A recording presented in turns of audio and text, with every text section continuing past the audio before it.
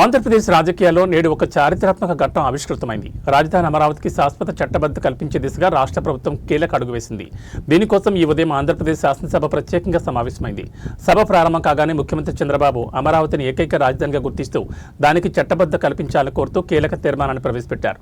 గత 5 ఏళ్లుగా సాగుతున్న రాజధాని అనిశ్చితికి తెరదించి ప్రజల్లో భరోసా నింపడమే ఈ తీర్మాన ప్రధాన ఉద్దేశం.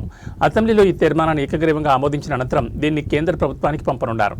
రాజ్యాంగబద్ధంగా అమరావతికి పూర్తిస్థాయి చట్టబద్ధత లభిస్తే భవిష్యత్తులో రాజకీయ మార్పులు జరిగినప్పటికీ రాజధాని విషయంలో ఎటువంటి ఆటంకాలు కలగవని ప్రభుత్వం భావిస్తోంది.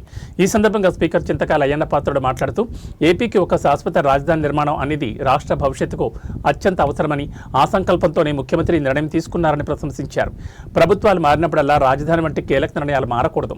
ఇది రాష్ట్ర అభివృద్ధికి గొడ్డలు పెట్టని ఆయన అన్నారు. అమరావతి కేవలం ఒక నగరం మాత్రమే కాదని అది 5 కోట్ల ఆంధ్రుల ఆత్మగౌరవ చిహ్నమని ఆయన పేర్కొన్నారు. ఆంధ్రప్రదేశ్ రాష్ట్ర సమగ్ర అభివృద్ధి కోసం అమరావతిని రాష్ట్ర రాజధానిగా గుర్తిస్తూ స్పష్టమైన స్థిరమైన నిర్ణయంతో ముందుకు సాగడం అత్యవసరమని అభిప్రాయపడుతున్నాం.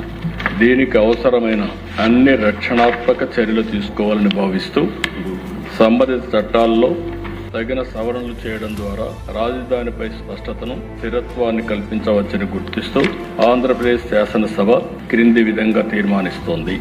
Hereby resolved to request the Government of India to amend the Section 5 of the Andhra Pradesh Reorganization Act 2014 as under A. To include the word at Amaravati to subsection 2 of Section 5. B.